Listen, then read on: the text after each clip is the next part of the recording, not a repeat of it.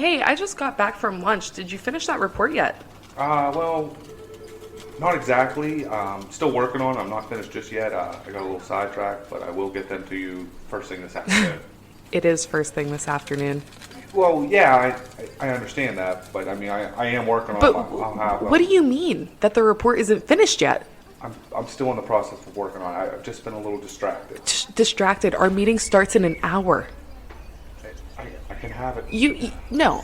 What were you doing? Were you listening to another hunting podcast again? I swear, I give the staff in this office the freedom to do whatever they want to do as long as they meet a deadline. That is the first bullet underneath your job description. Pays attention to detail and deadlines. And deadlines. With emphasis.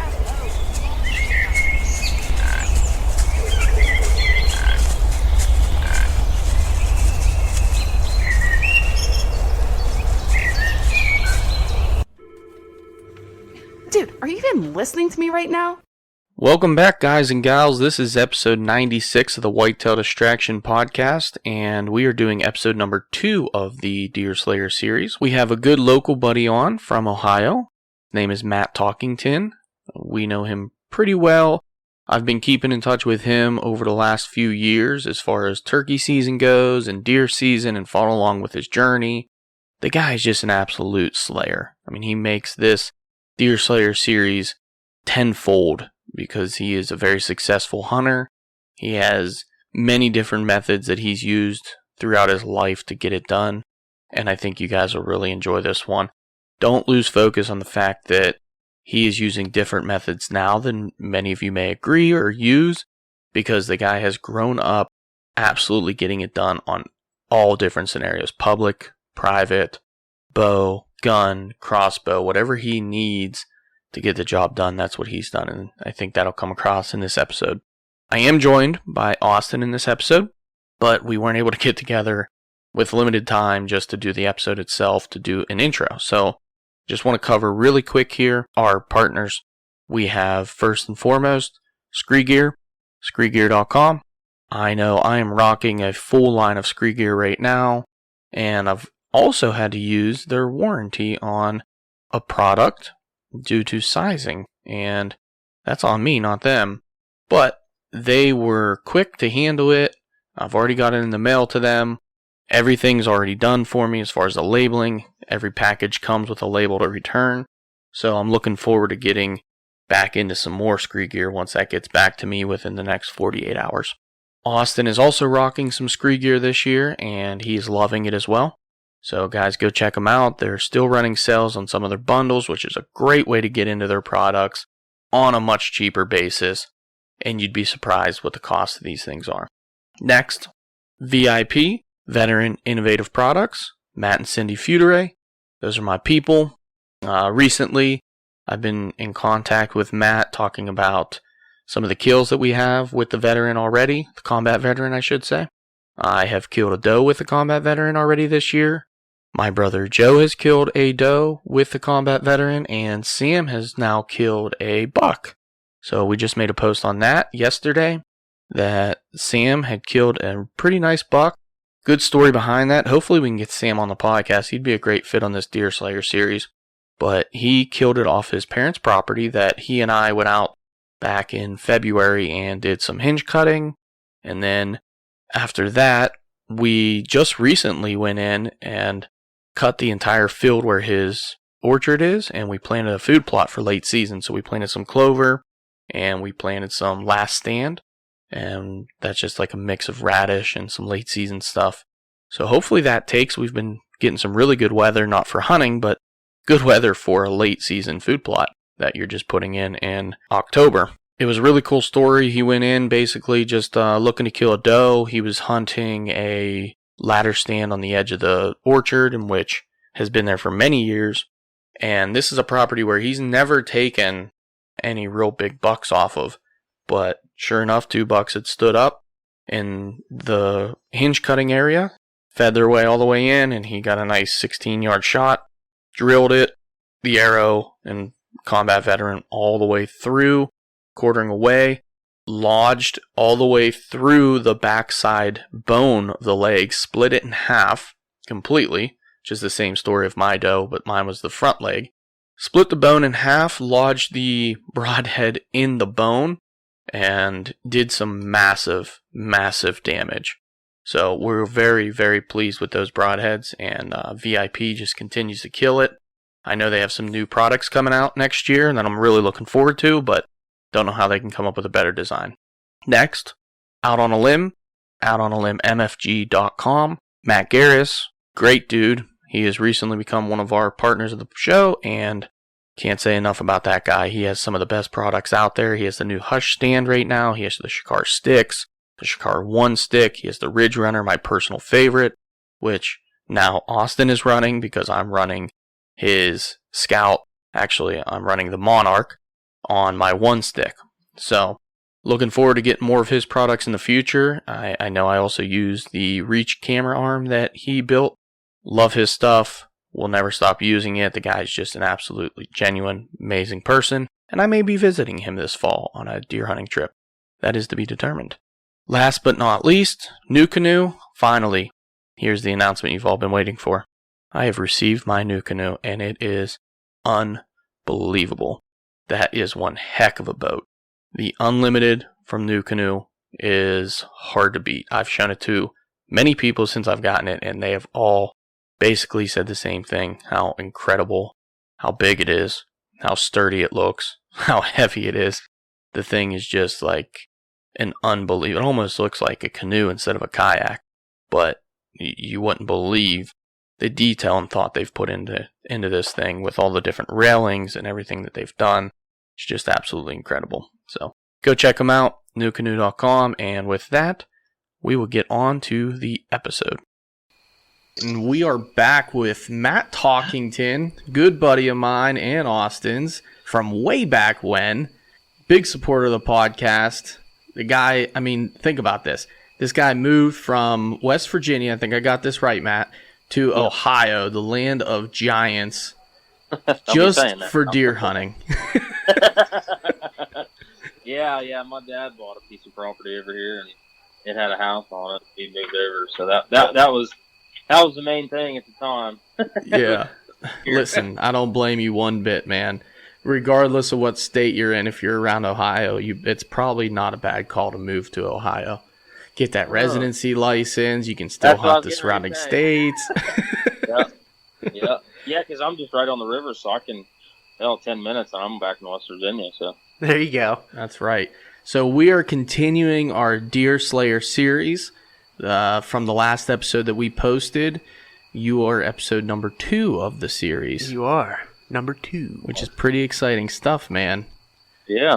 We've kind of owed you this episode for quite a while, though, so I'm really happy the way it worked out, that we were able to get you on and get you on this new series that we started. So it worked out for the better, I guess. Everything has its place in this world. Oh, yeah. I'm happy to be on. Absolutely. Appreciate the offer. Yeah, man. We're stoked for it. Absolutely. So let's get you going here. How about a little intro for anybody that doesn't know who you are? Just a little background of how you got into hunting, where you're from. We kind of explained that already, but maybe, and we'll dive more into that part, so we can skip that, and then you could say what you do for work. Yeah, I'm, like I said, Matt Talkington. I'm 31. I live in Ohio now. I was living in West Virginia. Before that, I was in the Army.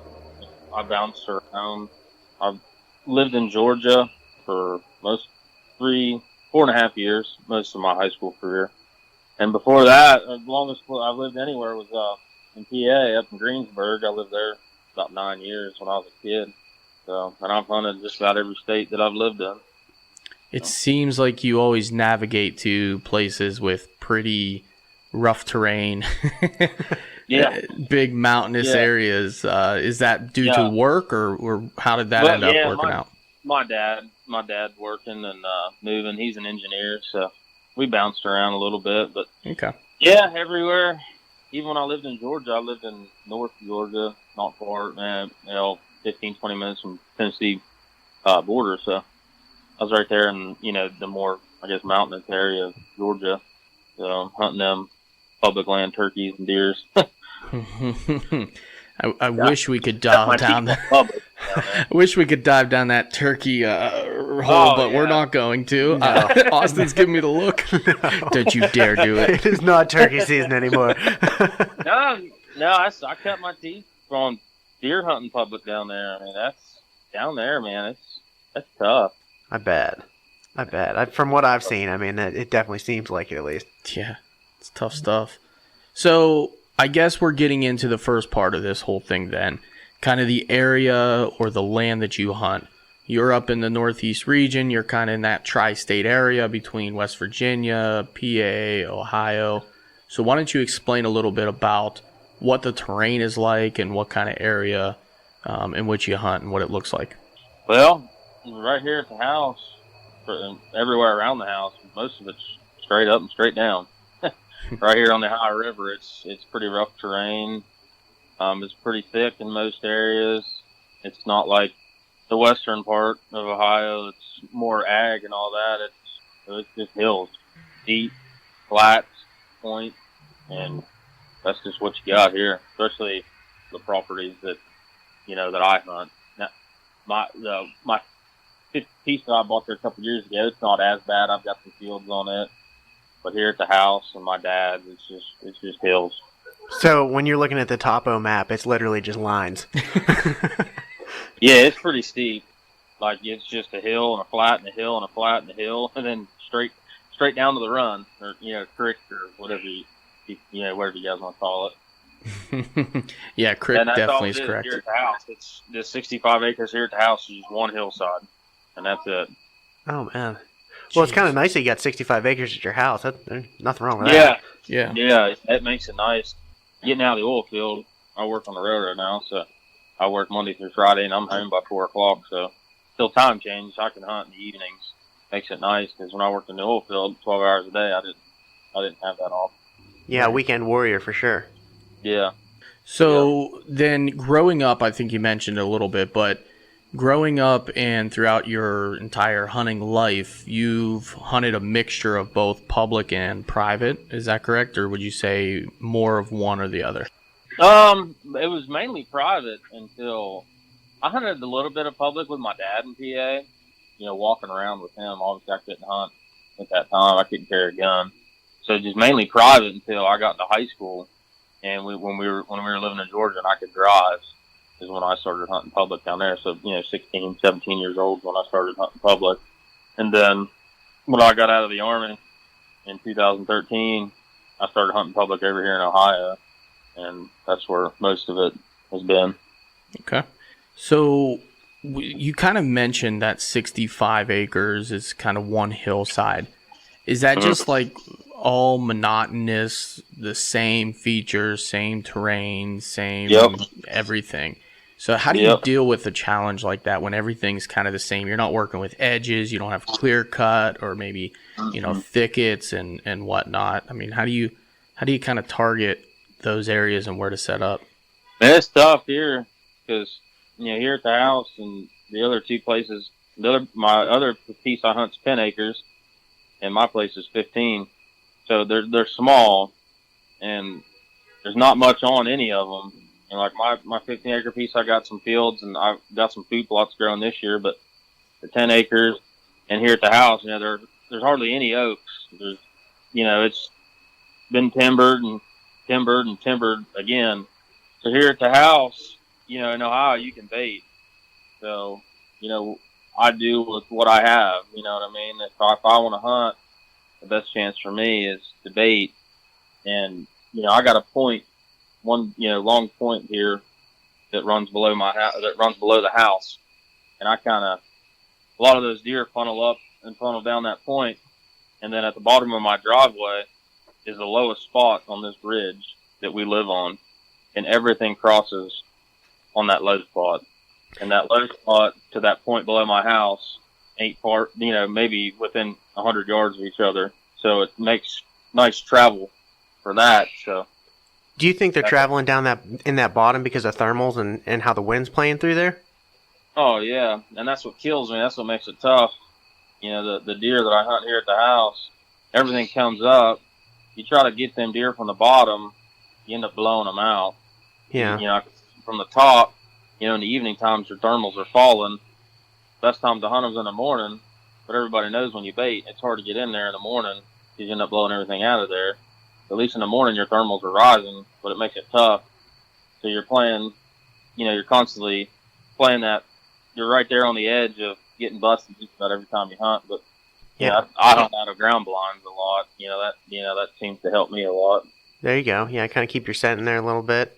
What's your access kind of looking like? If it is that difficult, how are you getting in there so nice and clean and Tell you what, the buck that I'm hunting this year, I think he's at least 6.5 years old. Oh, I had him on camera last year, and he disappeared on me September 26th, and he didn't come back till the opening day of gun season, and he was only in a couple days, and then I think once in January, and he was gone.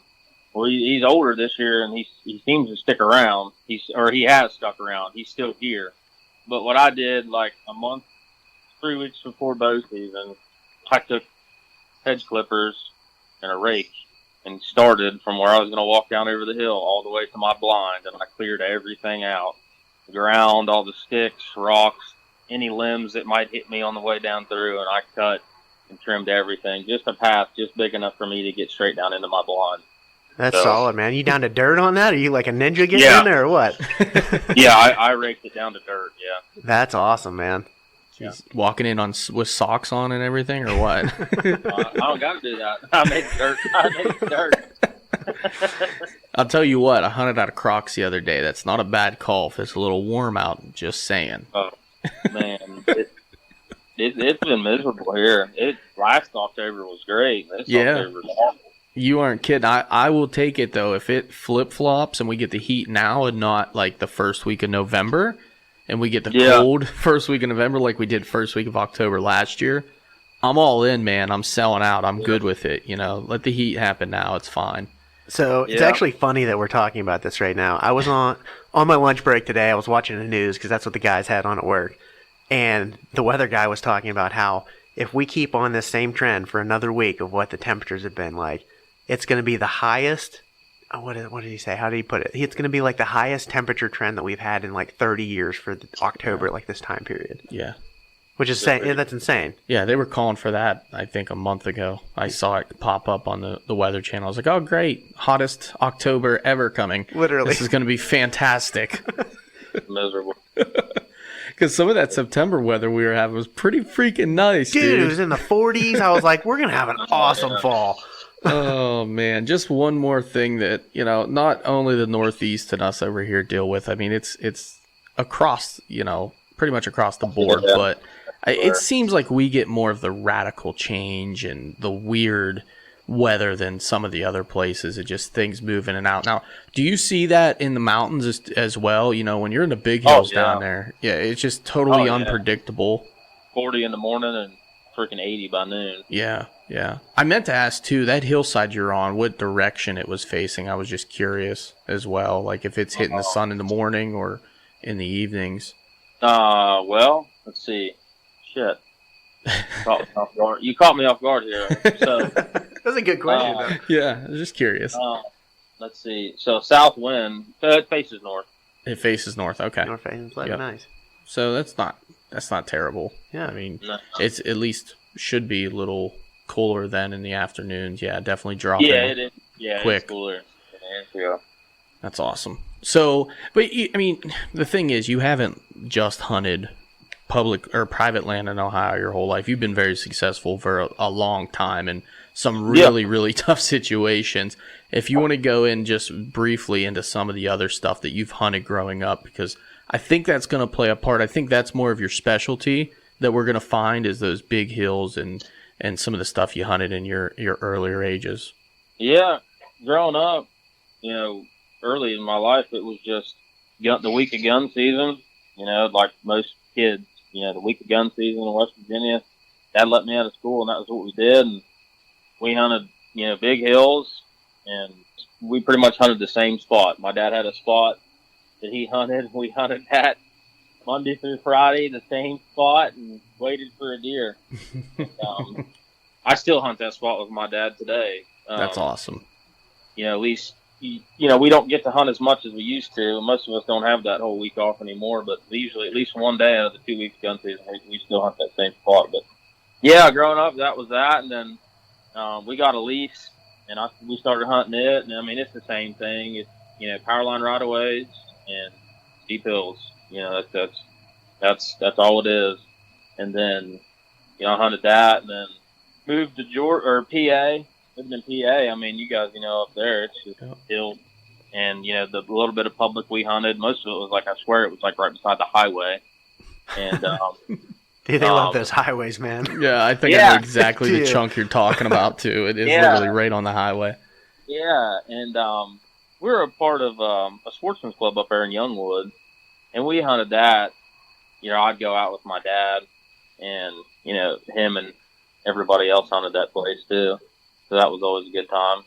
And then moving to Georgia, it was the same thing. It was geez, I cannot get away from these freaking hills. It didn't matter. Pigeon Mountain, Taylor's Ridge down there. I mean, everything. It was just a freaking mountain, a hill, or a ridge. That was just all it was. I can't get away from it. But you got to have 30-inch calves at this point. Yeah. It is something. It was funny. I was leaving the woods the other day. My buddy called me. I was walking up out of the woods, and he's like, Jesus. He said, what are you doing? I said, man, I'm walking up out of my blind. I'm about to die. I'm trying to talk to you on the phone and walk up his hill at the same time, and it ain't doing me too well. Oh, man. I blame it on the phone all the time, too. I'm huffing and puffing while I'm talking. What do you want me to do? Yeah. You gonna be okay? I just need a minute. I had to drag my first deer out the other day. My God, I had to stop 12 times. I was checking my pulse. I had to check my heart rate. I thought I was going to die right there. Good thing I had someone with me. That's the best thing about private. Most of the time I can get a four-wheeler to it. Yeah, that is nice about having private, man. Son of a gun. Yeah. The last buck I shot on public in Ohio, luckily my uncle came and helped me drag it. And luckily, I was only hunting 100 yards from the road, and I shot him, quartered two, and the bolt went through and hit him in the hind quarter and cut his femoral artery. He was dead in no time. And we only had to drag him a couple hundred yards, but Jesus Christ, man. That's the last one I've had to drag up out of there. Oh, yeah, man. I see more and more people going to the quartering out or, a sled or something like that. I don't know. I mean, I have everything to do it with me while I'm out in the field, but I don't have a pack for it, so I don't know. I mean, is that ever an option for either of you guys, you think, down the road? My buddy uses a sled. Yeah. He really likes it. Yeah, because we use deer carts, but sometimes they're a little bit You can't get a deer cart in a swamp. Right. Yeah. Or up over logs and stuff, man. Yeah, it can be it's tough, for sure. Yeah, we had a conversation on that before. It was just they make a lot of noise. They're kind of bulky. It's like everything else, you try to find a better way to get things out more efficient because dragging a deer just sucks. Yeah. Plain and simple, it just sucks. Oh, them guys back in the day, that's all they did, and I give them props for it. Yeah. Yeah. My dad tells me stories all the time about him dragging deer when he was young, and I'm like, dude, there is no way. Yep. No way. Oh, man. I can think of one, a couple years ago, me and Charles went out for gun season. We were at a farm property that we hunt, and I shot a doe. It wasn't a huge doe, but, I don't know, 80, 90 pounds. And I decided to Cam Haines that thing. And I'll tell you what, man, by the time I got back to the truck, I don't think I could move for 3 days. My neck was stiff. I couldn't, it was the worst idea ever. Blood all down your back. Yeah, that was great. covered in blood. It was horrible. Bad idea. Don't try it. No, I did that one time with a doe. It was opening. I think it was opening day of Ohio gun season, and I had to go to work that evening. And some guys drove they were driving below me and drove up 8. I think it was 8 does, and they ran up above me. And they were they were probably 30 yards from the road, 40 yards from the road. The road was up. I was like, I'm gonna shoot her right in the neck, and she's just gonna drop, and I'll just drag her up the road, and it'll be great. And I shot her through the neck, and she ran 3 flats down over the hill. Oh my God, never again. Never again. I've had Yeah, some pretty I had a terrible rope. ones. Yeah. I had a rope I tied to her and like was trying to pull her up them freaking hills to the next flat, and that wasn't working. I was trying to drag her, and I just said screw it. And I threw her over my shoulders, and my God. I just watched the video my brother sent me the other day, and it was from Meat Eater. It was one of the guys on Meat Eater where he cuts off all 4 legs, but saves like the skin on them. He basically debones the legs from like the knuckle down, and then he crisscrosses them, ties them in a knot, both of them, and then literally wears it like a backpack. Like uses the crisscross legs to put his arms through and carries the deer out. There was a method and like a name to the method that's apparently pretty wide known.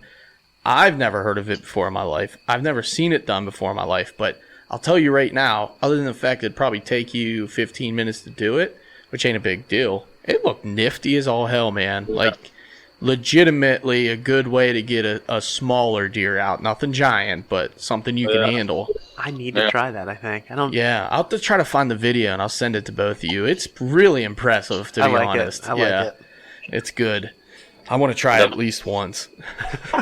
End up with a chiropractor. I know.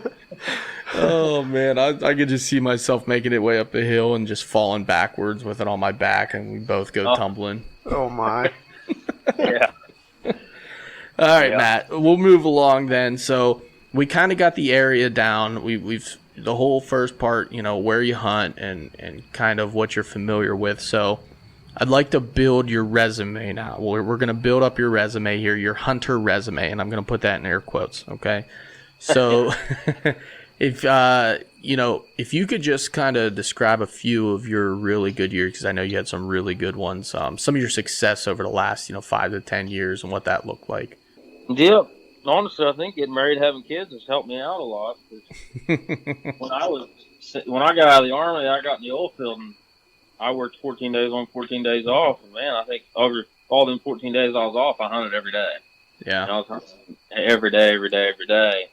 I mean, it was great. I mean, I've seen a lot of deer. I was here, I was there. But I think it also kind of put me in a bind a lot of times because I hunted so much. I didn't slow down. That first year I was out of the Army, I had a couple good bucks on camera. And opening day of bow season, 2013, the one that I ended up killing, I missed him. Opening day of bow season. And man, I hunted that deer every day for like 38 days, like every day that I could hunt, And one morning I was hunting, and down on the bottom, like a bowl. You guys know what I'm talking about, a bowl. Oh yeah. Off of a new pipeline right away. Well, you could see across the hill, and I was sitting on the ground with a compound bow. It was the only way I could really hunt in there. There really wasn't any good places for any trees. And I seen a deer come out on the right of way. And I threw my binoculars up, and I could see it was him. And I'd missed that deer on the property across from us opening day. And this was in November, like a week before gun season. So I seen that deer. So I hopped up out of there, made my way around, onto the road that we have on our lease, and down to our upper feeder that we got. And I pulled the chip, and it was back before I had a cell phone camera. Pulled the chip, went home, and checked it. And sure enough, that buck had been in there with those like 3 mornings in a row. I went in that next morning, and I shot him like right at first light. He ran the doe up there, and I shot him. But then after that, like I said, I hunted like all the freaking time, and I killed some good deer. I killed a 10-point on public in Ohio. A couple years after that, the year before that, I was in that piece scouting around, and it looked good. I never put any cameras in there or anything. Well, that next year I went back in there. We had snow on the ground. Well, I went in there and I found just a bunch of beds, a bunch of doe beds, for small bucks. And I ended up coming across these 2 big beds. Okay. I put a camera up on this main trail. Like it was a ridge, and it dropped off, and there was a flat. And that flat, when it dropped off that second time, it really dropped off and went straight down. And it went straight down into some thick stuff, and on down from that, it was just down into the run. So I put a camera on there. I think at the time I was working like 4 days on, 2 days off. And my first day off, I had to go to a freaking safety meeting like an hour away. So I went to that safety meeting. I think I got out around noon. And this is December 18th, I think is when it was. And I flew back. I'm in that company truck. Good thing I didn't have GPS in it. Flew back, got home, got my truck, and I ran up there to check that camera. Well, I didn't really dress very warm because I was going to go hunt on my dad's 10-acre piece and sit in the blind. I didn't really dress real warm, and I ran down over the hill, and I brought my laptop with me, put the chip in there, and do like 2 out of the 4 nights in the evenings, the buck I ended up killing, and one that was even bigger had been through there. And I was like, oh snap. Ran back to my truck because I didn't bring my bow or nothing. Ran back to my truck. I had hardly any clothes. Dude, I ended up going back down in the woods, and I sat there and I froze.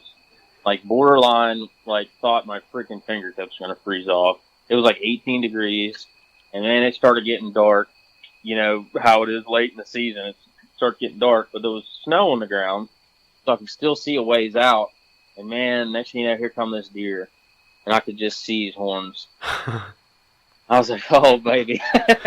Yeah, here he comes. And he got down through there. Well, I had picked out a couple shooting lanes to shoot onto that trail. Well, by the time he got through there, you know, it was right at last light. So I couldn't remember exactly where my shooting lanes were. And I shot, and that's that deer I was talking about earlier. It was kind of quartered too. When I shot, I think I hit a limb because, like I said, I mean, it hit him center body, and it kicked back and hit him in the hind quarter and cut that femoral artery. And I got lucky on that one. That's gnarly, man. That femoral artery, you're just Oh, done dude. quick. That'd kill him real fast. Real fast. Yeah. I was bummed, too, because I'd missed a buck in West Virginia earlier that year. Well, I'd hit a buck and didn't find him. That's another weird story, too. I hit that deer in, like, early November, opening day of gun season. My old neighbor where I used to live calls me, tells me he shot a buck, and he said it had told me what it was, what it looked like, whatever. And I said, hey, that deer didn't happen to have a broadhead hole in it, did he? And he said, yeah. He said, how did you know? I said, well, that sounds like that deer I shot. I said, send me a picture of that deer. He sends me a picture of that deer. Sure enough, it's the buck I had shot. Oh, Shot man. that 3 miles away. Wow. Mm-hmm. Wow. That's insane. Where did you end up hitting it at? I'm just curious. I hit him mid-body, Yeah. just a touch. I mean, just high. No man's I know land. people say there's no man's land. People argue all day that there ain't, but There is. There is. There is. Yeah. Typically, those are one lung shots, pretty much that they survive. That no man's land. You're just clipping like the end, like the back ends of the lungs. You can pretty much cut those off, and the deer still live. Yeah, You know? that deer made it. I mean, that was damn near 3 weeks later when he shot him in gun season. Yeah, that's insane. They're so tough, man. But yeah, I mean, that's why I don't know. That's bow hunting, right? That's bow hunting. That's bow hunting. It ain't easy. It ain't easy. Yeah. If it was easy, everybody would do it. That's why there's a lot more gun hunters out there. Man. Yeah, so I killed that 10, and then that next year, across the road, it's full of oaks in there. That next year, I was after that buck that he was with. Because that deer that he was with was probably 20 inches bigger. Oh, man. So I go in there early, beginning of September, and I put a camera up. And I waited like 2 weeks, and I go in there and check that camera, and Jesus, he was in there. This deer was like 160, mid 160s, and I had him on daylight like 2 mornings. So I stayed out of there, went back in. A couple of days before season came in, checked my camera again, and he was still in there. And I'm like, dude, I'm gonna hammer him. I'm gonna kill this deer. Dude, I don't know. People found out about him, I guess. Other people, and man, I ended up having a guy from Missouri that was in there. A couple other people in there. I had pictures of a guy carrying a freaking ground blind with a chair in there, and that deer disappeared. I've never got another picture of him. Never seen him. Ran cameras in there the next year, and I think there was 5 people in there opening day of gun season driving that hillside out of there. Yeah, that's tough, man. That's never a good situation. No.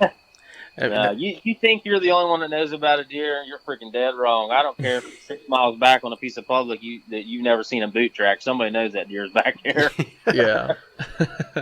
So I guess that goes towards like some of the struggles that we face or challenges that we face out here too. I mean, not only pressure, but it's it's pressure on top of people.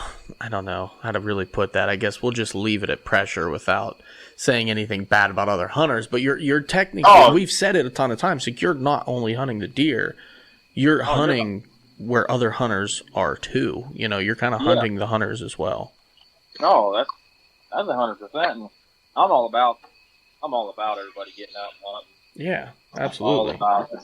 But everybody's got to admit, these last 5 or so years, hunting on public is just...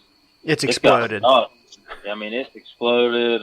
There's people, there's never been people, and I think, COVID hit and it got even worse, and I got lucky. My dad bought that 10-acre piece, and then I've got this here at the house that he bought, and I bought my piece, and, it's really pushed me, away from public. I still go out sometimes, like last year I went out on a piece, and, I've seen a guy smoking a cigarette in a tree stand and a couple cameras here and there, and I was like, man. How frustrating is that? I used to go in there, and I used to go in there, and you wouldn't see nobody. The first few years I was out of the Army, but I guess kind of I don't know, I won't say a blessing, but, it's nice.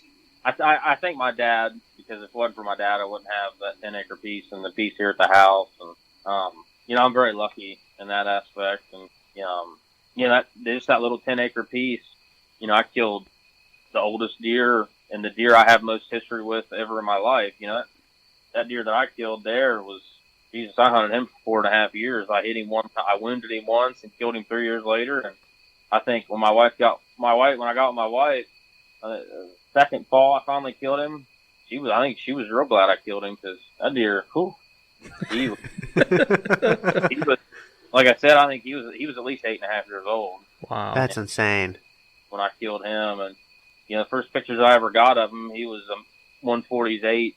When I killed him, Jesus, he might score 80 inches maybe, but that deer means more to me than any deer I've ever killed. I put in a lot of time for that deer on that little 10-acre piece. Yeah, man, I get that.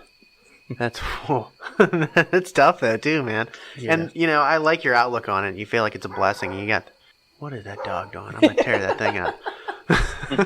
It's a blessing, man. I like your outlook on it. Like, you're thankful you got that 10-acre piece, and you don't need a whole hell of a lot to get it done. Like, there's a lot of people that kill really big deer on 3-4 acres. Yeah. Oh, yeah, and and I've had to adapt, and I've had to learn to hunt that. I used to, the least we have in West Virginia is 162 acres, and I've got a couple other pieces in West Virginia that are big, and hunting public, you can roam, and you can do this, and you can do that, and I really had to learn how to hunt these small pieces. Ohio's a bait state, and I know a lot of people don't like it. They think, it's easy. You just throw some corn out, and, you kill big deer, but, that's not how it works. No. I kill a booner every year, and I'd never even kill it. Yeah. I remember what I was going to say earlier, too, on top of the pressure, is that, some of these deer, and especially in the big woods, in the big hills, when you do end up bumping them or spooking them, if they feel that pressure, they are just gone. Like, they're gone. Like you said, that deer you shot, your neighbor shot it 3 miles away. Like, that's perfect example of what can happen, especially in those big woods and the big hills, where you bump a deer, you might get away with it once or twice, and I've seen people get away with it once or twice, but after that, we see it up my camp all the time, man. It is just like they disappear off the face of this planet. They're just gone. They'll be all over your cameras, and then they're gone. Yeah, and especially where I live, the county I live in, everybody hunts. Yep. Everybody wants to kill big deer. That buck I got below the house, I'm pretty sure I know where he's bedding. But with everybody hunting, and I know at least 3 or 4 people out here that's got pictures of him, do you take the chance and going in there close and bumping him out? Where I'm at, I'm like, I can't do that. I'd rather sit back and wait for him to start daylight. Because hell, I had up till September 15th, I had pictures of him in the daylight damn near every day. Yeah. And then he quit. And hell, this last Monday, he daylighted 6:30 in the afternoon. But Saturday evening, my wife rolled her ankle, and so Monday I didn't go hunt because we got 3-week-old and a 2.5-year-old, and I was like, I better not hunt. She's all stoved up, and she'll probably she'll need my help, so I didn't go hunt. Sure enough, he freaking daylighted, and I knew it because the week before we had a shit ton of north winds. Yep. Deer, the only time that deer comes in are north winds at night. South wind and a southwest wind. If it's cool enough, he's coming in the daylight. And we had north winds like all week. And then it was warm Saturday, Sunday, and Monday. Monday was like 62 that evening. We had a south or a southwest wind, and I was like, man, I better not. I got to pick and choose what I do. I don't like the wife to get too mad at me. I don't just deer hunt. I turkey hunt, and I steelhead fish, and I still squirrel hunt, and I fish a lot of bass tournaments on the weekends too. So I got to pick and choose, and I chose not to go, and boy, it might have bit me in the butt. Oh man. Well, Yeah, I got that picture. Yeah, he's a good one. Oh yeah. But what do you do? I mean, like I said, do I go in there where I think he's bedding close and bump him out and bump him? If you go down the bottom of the hill I hunt and just across the holler road there's a guy who's got soybeans planted, and they've got like three shoot houses up in there, and everybody hunts out here. Yeah. So if it's comfortable, I'm gonna, what I mean. It ain't like public. You just go bump and go find another one. No big deal. Well, I'm hunting that one deer. If I bump him and he leaves, then then you're screwed. Somebody else might kill him. Yeah, you don't want him. Great, but I don't want to be the one to bump him. And Exactly. Yep. He moves on like he did last year. Hey, so be it. But I don't want to be the one that pushes him out when he's comfortable. Right. No, just pick and choose, man. He's going to start feeling a little tingly here soon, and he's going to show up in the daylight. You wait. He'll be out. This weekend temperature's getting good. I'm hoping something happens. If not, hopefully the temperatures stay good. We'll see what happens. But yeah, I agree with you. Show up somewhere. Right now, he's the one I got my eye on, and that 15-acre piece of mine, I've got brassicas and clover and everything planted out there, and it's just 80 acres from my uncle's place, and he's got peas and corn and brassicas and beans, and he's got a whole freaking 5-star buffet for him. So we got the does out there. We just don't have any bucks. Right. But when you got the does, you'll have the bucks. When I was younger, and I used to think, Jesus, all I got on camera is does, and I'd get pissed. Well, now it's like, you guys just stick around. Yeah. You don't go anywhere now. Yeah, don't go anywhere. I've gotten a little smarter with it. Yeah. Oh, that's beautiful, man. And you definitely don't want that boy, wandering around and starting to live on the neighbors come gun season even, because No. he don't stand much of a chance come gun season. No. I got, a lot of people say bucks get their home range gets smaller as they get older, which that's not true for every deer. I know that, but I hunted that buck that I killed at my dad's. I think he was at least 8.5. He might have been 9.5. The first few years I hunted him, he was very sporadic, and then, that year I killed him, he was there all summer, and, I killed him October 8th. We got the cold front, I think, started Friday. I left work early, got permission. I left work early Friday, hunted nothing. I think it was Saturday. Yeah, October 8th was a Saturday, and I killed him. And I had 2 bucks. Actually, both bucks that I would have shot came in that evening. It was funny. I was sitting in the blind, and the smaller of the 2 came up. And sometimes I end up shooting the smaller of the 2, but that's okay. The smaller of the 2 came up, and man, my heartbeat got pumping.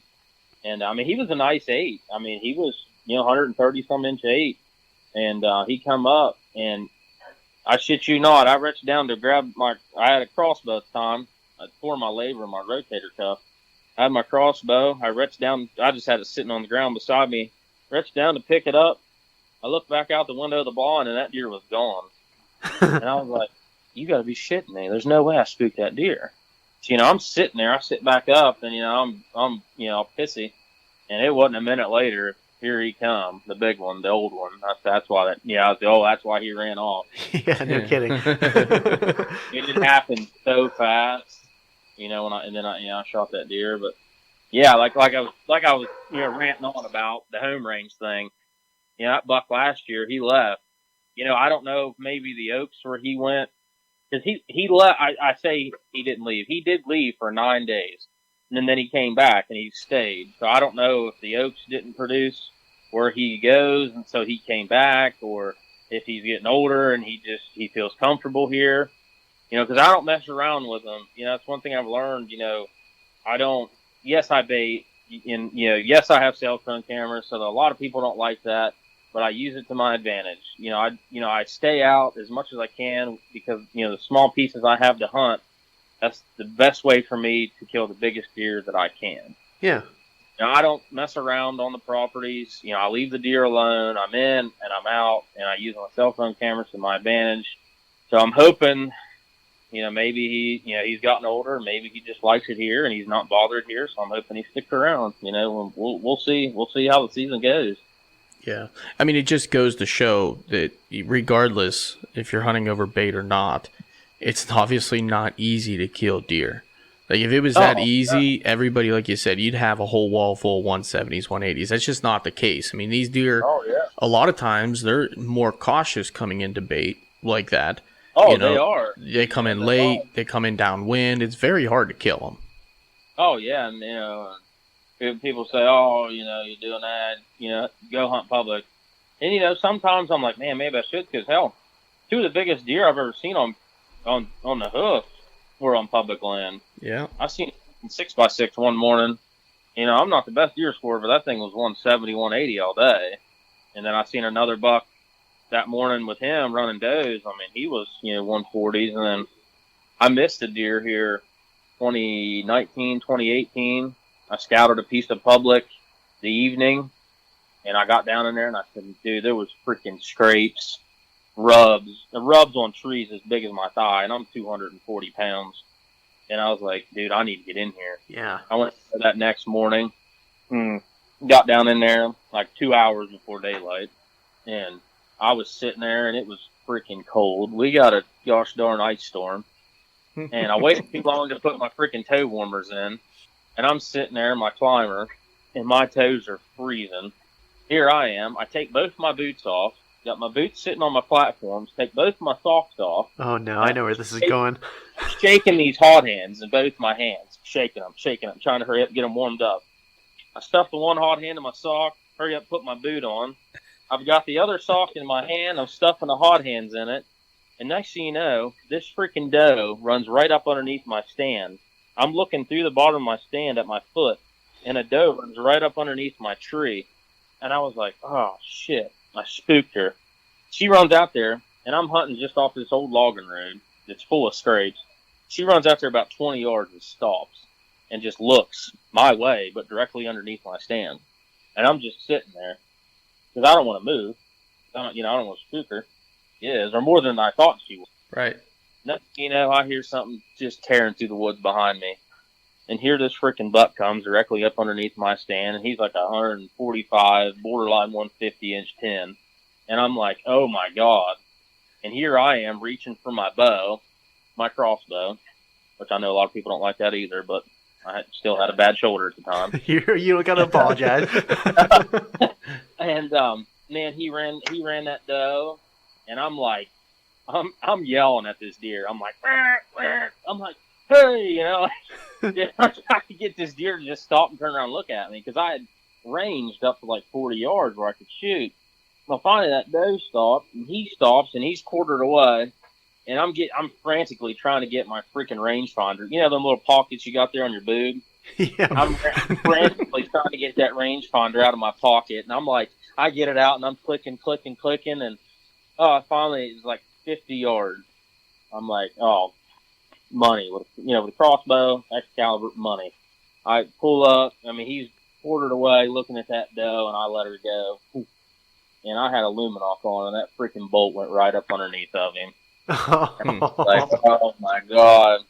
I ended up getting down later in the morning and going down and ranging my tree from where he was standing. It was like 56 yards. I must have hit a limb. Yeah, you definitely did. I hit a limb on the way to him. But, I went down there and scouted that little spot, and it's not even public anymore. It was just a small piece, and man, it was good. It was a good piece. I've seen a couple of nice. Well, hell, the next morning I was walking up out and jumped a freaking 8. I mean, just big, heavy horn, chocolate rack 8-point.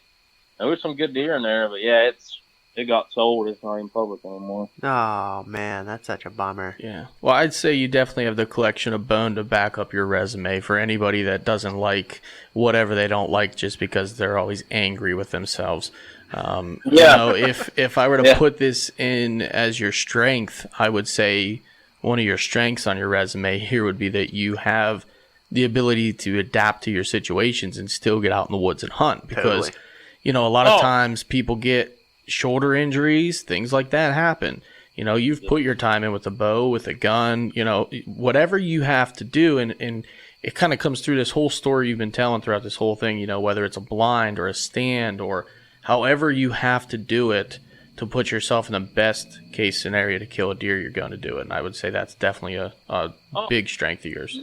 I mean, I hunt out of a climber. I mean, I've got, one of the new, lightweight lock-ons with the lightweight sticks and blinds. And, I mean, it just depends, where I find a deer. Hell, last year I didn't have that buck left. I didn't hardly have a deer on camera. And that piece that I'd bought, I hadn't done nothing. I hadn't even ran a camera on it. Nothing. Until like 2-3 weeks before gun season. And I went and, freaking put a camera out, and here we go with the people. They'll be like, oh, he just dumped a pile of corn. But, yeah, I mean, I went out and dumped a pile of corn, and, I mean, next thing you know, I've got like 5 bucks on camera, and it's like 2 weeks to gun season, and I was working in the oil field at the time, so I didn't have a whole lot of time to hunt. So I was like, I'm just going to wait. And I was off Saturday, Sunday, Monday, Tuesday, so the weekend before Ohio gun season, so that Saturday, Sunday. That Sunday, I shot a buck in West Virginia with a rifle, like just a 9-point basic, 110-inch 9. He got my freaking heart beating when he stepped out, so I shot him. And then I hunted Monday in Ohio, and this is a pretty decent little story here too. So Monday, I take my truck to my property. Well, I parked my truck right off the road. Well, this back field where I had been feeding, the deer couldn't see it, so I didn't think I had any problem. They can't see my truck, no big deal. That buck had been coming in there. He'd have been daylighting and everything. I hunted all day Monday, and I never seen that deer.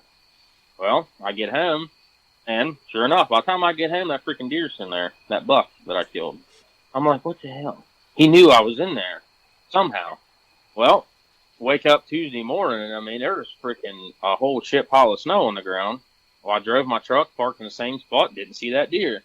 Well, I thought I thought he was coming from another way, and he wasn't, because I about got my truck stuck in the snow that morning. So when I came back that evening, I had my dad drop me off. Well, I had hung a lock on, and I was hunting at it. Well, that lock on, I was facing the field, and to my right was the road. To my left was just woods down over the hill and on, forever. Well, that field wrapped around and followed the woods, or that field wrapped around and followed the road. Well, there was a patch of woods out by the road, and the field, went all the way back. Well, I thought that buck was coming from my left, from the woods.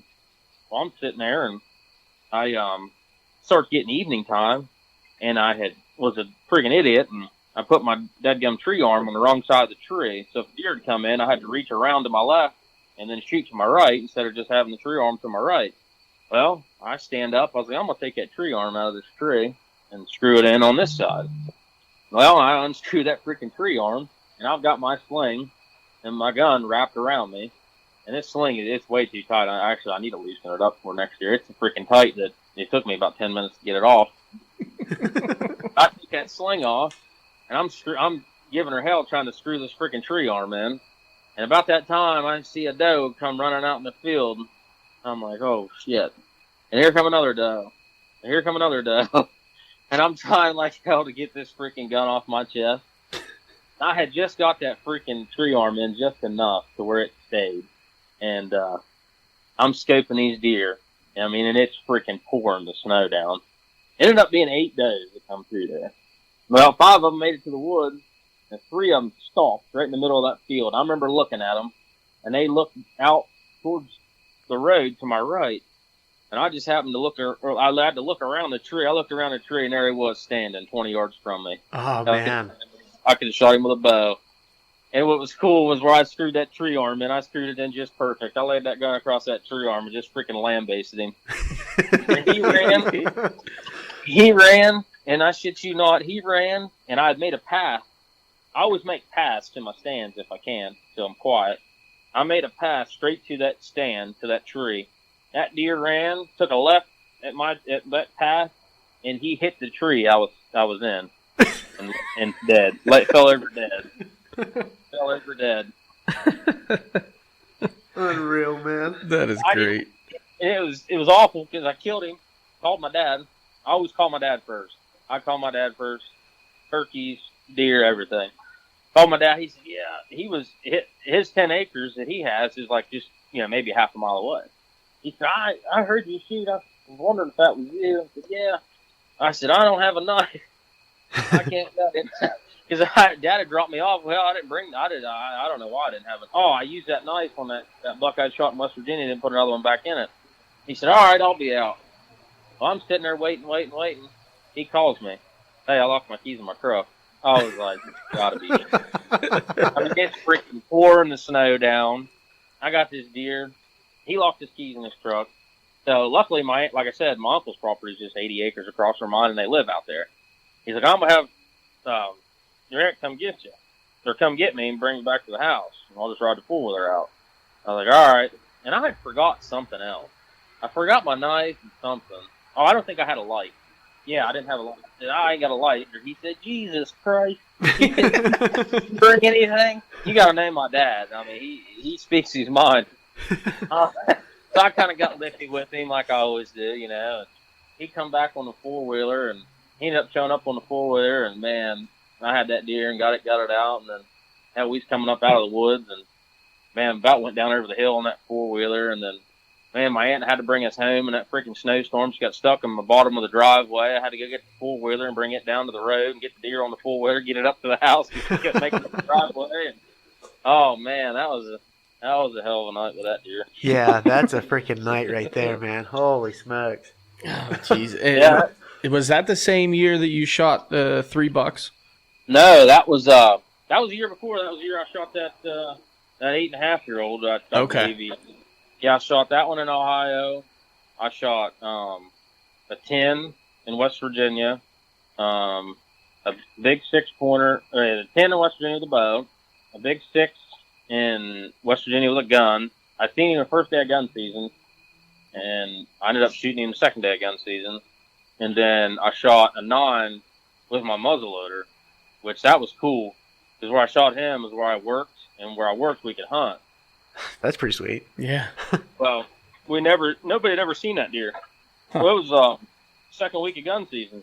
Me and my buddy sitting on a leash road, facing opposite direction, and we're sitting there, and my buddy Justin's like, "Hey, there's a deer back there." I turned around, looking behind me. I said, "Yeah." That deer stepped out. I said, for West Virginia deer, he's a nice deer. Yeah, they were all nice. He said, "Holy cow." Well, it wasn't. I said, hopefully nobody kills that deer. Because if nobody kills that deer, I said, I'm going to kill that deer in muzzleloader season. I'm going to kill him. I'd already killed a buck in gun season, so I couldn't, and I didn't buy an extra buck tag, because I usually don't ever kill 2 bucks, let alone 3 in West Virginia. I just don't do it. Yeah. Right. I said, if nobody shoots that deer, I'm killing that deer in muzzleloader season. So I went, and I knew I figured where he'd come from, but I wasn't sure. So I went out, I dumped some feed, put a camera up, left it for 4 days, went and checked it, boom, there he was. He was on it. I said, cool. I think I had a week and a half to a muzzleloader season. Well, freaking evening before muzzleloader season, I'm at work, stepped off a freaking piece of gas line, I think 18-inch gas, stepped off of it and rolled my freaking ankle. Oh, man. I said, oh, Jesus, it's going to be awful. I said, but I got to kill this deer tomorrow. No, take that back. Sorry. I had to work the first day of muzzleloader season. I was off after that because the first day of muzzleloader season, that stupid deer was standing out in that freaking right-of-way, 50 yards off the road, just standing there feeding. So I went and drove up the road and parked in the road and wouldn't let nobody drive down that road. Why I did that is because it's freaking poacher's paradise out there. Okay. There's no houses, there's no nothing, and deer get killed off that road all the time. Well, he was standing out there, and I didn't want nobody shooting him. So second day, I wake up, I got my freaking bummed ankle. I get out there, and I didn't get to where I wanted to get to. So instead of just hobbling in there, I just sat back a couple hundred yards with my binoculars. I sat and watched that field and where I'd been feeding, and he didn't come in. So that evening, it was getting cold, and it was going to start snowing. So I get out and freaking got out there and forgot my dadgum chair. So luckily, one of my other buddies that worked with me, he hunted, and he had a lawn chair. Well, this field, it wrapped around with the road, and it went up, and where I'd been feeding, you couldn't see from the road. Well, in the middle of that field was just a big, thick strip of locust trees. Ooh. And I had picked me a spot to put a chair in there. Well, I didn't want to put a blind up, so it was so late in the year, I didn't want to spook nothing down there. So I just took that freaking lawn chair and sat in them locust trees. And evening goes on, I had a couple days come in. Well, as the day was going, I could hear a freaking tractor mowing. I didn't know what was going on. Well, it's like 3:45. Next thing you know, this freaking tractor comes up the right of way from behind me, freaking brush hogging. He was brush hogging the pipeline. I threw my hands up like, hey, I'm right here, He throws his hands up and takes off out the road and starts mowing down below me, out to my left. I was like, oh, thank God, he had just ran them days off. So I'm sitting there, and it's like 15-20 after 4, and it's getting prime time, and there's some does up there feeding. Actually, no, I hear people talking. I turned around, and there's 4 guys standing in that right-of-way behind me talking with freaking weed eaters and chainsaws. I threw my hands up, and they seen me, and they quit talking, and they got down on the road below me and walked on out, and all them guys and the guy in the tractor got in a red Ford F-250 and drove off. And I was like, Jesus, I ain't killing this deer this evening. Them guys drove off, and I'm sitting there watching. Next thing I look to my left, and here he come. He had been bedding across the road down over the hill in that bowl. And I guarantee you, he watched them guys leave. Yeah. He walked across the road and come up, and I shot him. That was a 9. That was a good year for me.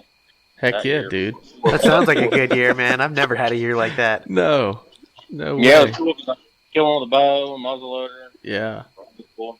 It sounds like another strength of yours is damn trail cameras, man. Every part of this story has something to do with you putting up a really good trail camera placement and getting pictures of deer.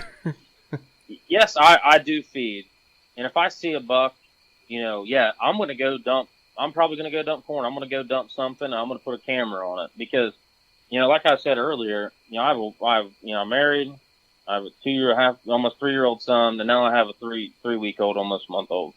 And I turkey hunt, and I me, I like to go steelhead fishing in the fall, and I trout fish, and I fish bass tournaments on the weekends. Like October 31st this year, most people's probably going to be deer hunting. Well, I got a bass tournament.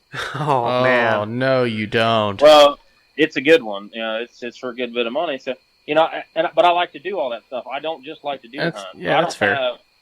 I don't have time to, put, 100 miles in on public or anywhere like some guys do. And, dude, that's great. If they can do that, dude, I'll hunt how you want to hunt how you can hunt. But for me, I use those cameras to, the best that I can. Hell, I've got 5 or 6 cameras still sitting in the closet because I don't hunt public anymore. Yeah. I mean, when I hunted public, I had freaking cameras everywhere. Right. No, I just hunt private, but I use cameras, and if I see a buck and I can hunt, I'm going to dump some feed, and I'm going to put a camera out, and if he shows up, I'm going to kill him.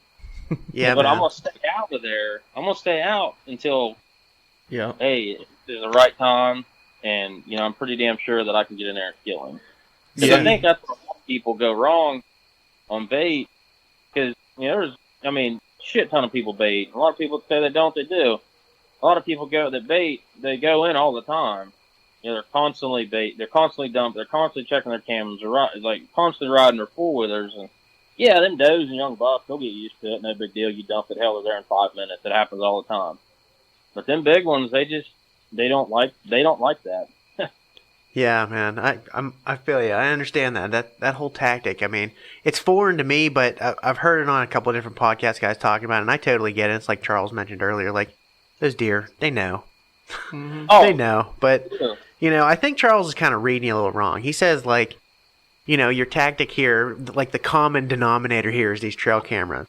Now, I have a little bit different theory here. I think the common denominator of you killing big deer is like forgetting shit at home. Yeah. It does seem that way. Oh, sometimes. Yeah, I mean, it's just, if I can see him, I'm going to do what I can to kill him. But I'm going to do it smart. Yeah. And I'm going to do it with with time on my side, It's just hard. I mean, I wish I still had, hell, when I was single and had all the time in the world, I had cameras on public everywhere. And hell, that's what, I know you guys don't like, don't like to talk turkey hunting, but that's where that turkey hunting on public in Ohio made me a better deer hunter on public over here. Yeah, man. Oh, it's not that we don't like talking turkey. I love talking turkey. I'm just not allowed right now. It's just deer season, and I kind of like real Charles in on that. Yeah. Well, hit me up in March. We will. Oh, we definitely will.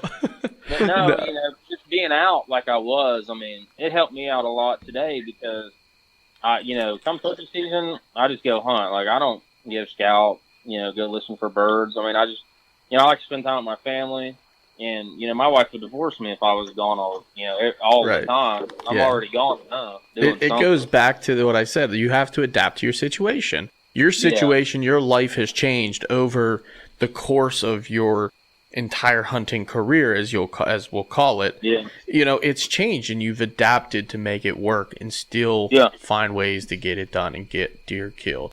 That's what, in my mind, that's what being a deer slayer in this whole series is all about, right? Absolutely. Like, that is what we're looking for, guys that are out there getting it done any possible way they can, and they're still killing deer consistently, dude, and that's what you've done. So, no, man, so, I mean, we're getting up there on time. I don't know, Austin, do you have a favorite story, or is it kind of mixed in all the stories we kind of already covered there, Matt? Yeah, I'd say my favorite one was that, the buck that I hunted for so many years. But, the old one, the 8.5, 9.5-year-old one. That's hard to beat. That's so much history and so much time spent in that chess match. Your chess matches is just what makes it so much fun. I didn't even know how to feel. Like, I called my dad and I called my wife. Of course, my wife wasn't as excited as my dad or I. No. I was more excited that I killed him and I was done dealing with him. But, I mean, it was just so weird. Like, dude, I mean, every summer I looked forward to him coming back. And, man, I was empty. I was so empty for a while. But one story I do, not really a story, but one thing that happened to me early hunting with my dad, I was probably 6 or 7, and my dad, we were hunting that spot that he always hunted. He grew up hunting, we still hunt, and I was sitting there with him, and it was a week of gun season, and a 4-point came out there flat, and Dad shot it. And that was back when you just shot, if it had horns, you shot it. Oh, yeah. And, sometimes my dad's still that way. I mean, hell, I was with him 3 years ago. He shot a spike. I mean, and it was awesome, and I loved every second of it, but he shot that 4-point, and it ran off, and it ran back, and Dad shot it again and dumped it. Man, I was pumped. And we got down to that deer, and I was just kind of being a jerk. I was like, ha, I don't remember exactly what I said. Like, ha ha, we got you or whatever. And just being a jerk. And man, my dad grabbed me up and he said, you don't act like that. You respect these animals, and that has stuck with me forever. Yeah, and it always will. Yeah. Something I'm gonna teach my boys too. Is to respect the animals, no matter the size. Respect them. And do your part. You know what I mean? When it comes to the animal. Yeah, that's very well said. Very well said. We have a a running theme in my family. You know, the deer gods. That's You don't curse the DGs, you don't man. curse the DGs. You don't talk about the DGs. You never go out and say, "Oh, I'm gonna go kill that deer," or this and that. You just don't. It's always, and it's about the respect of the animal, and that's what you're saying. You know, you hit that nail on the head, man. That is just perfect. And I have probably a similar story too. When I was younger, kind of getting cocky a little bit, and I paid for it, man. I went like 3 or 4 years when I was younger, didn't kill anything. I was like, you know what, I'll never do that again. These DG things, they're real. I ain't fucking with them. Oh yeah, it'll get to me. I was just thinking about that, and I wanted to stuff like that for my dad, because if it wasn't for him, I wouldn't be nothing. We're different deer hunters. I've obviously went kind of new age, and I like to kill the big deer, and my dad still just loves to hunt. That dude can sit in the woods all freaking day, the whole week of gun season in West Virginia, daylight till dark, not see a buck, and be the happiest freaking man. Happiest man in the world. I hunt a freaking half a day and don't see a buck, and I'm pissed. I love that, though, man. That's two awesome. different eras, man. They're a different breed. Yeah, they're a different breed. But yeah, if it wasn't for him, I wouldn't have nothing that I have today. I wouldn't be hunting. I would have never killed that old buck, if it wasn't for Dad having that property. And Dad never once questioned me hunting him. It was his place, and after a couple of years, he never once said, why don't you let me kill that deer, or even the one here at the house. He owns the land, I don't. Yeah. If it wasn't him, I wouldn't have half these deer.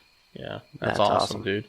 Well, that's a great place to wrap it up, I think, for this episode. Matt, we can't thank you enough for all of your time tonight coming on, and thank you for your service as well and everything you've done. Dude, just amazing. Yeah, much appreciated, man. Thanks for your service. Why don't you throw out your Instagram handle out there, or let people know where they can find you? Yeah, Facebook, just Matt Talkington, the Talkington. Most people can't spell that. And then same with Instagram, just Matt Talkington. Shoot me a request and I'll follow you back. Awesome, man. Follow for follow. I like it. Yeah. Unless you're a weirdo. Then you get the follow, then you get blocked later. Yeah, too many creepos out there nowadays. Yeah, don't send them pictures of your feet, please. That's weird, okay? No, I ain't doing that. And we're going to end it there. May or may not make the episode. Thanks again, Matt. Really appreciate it, man. Yeah, man. Thanks, guys. I appreciate it. Enjoyed it.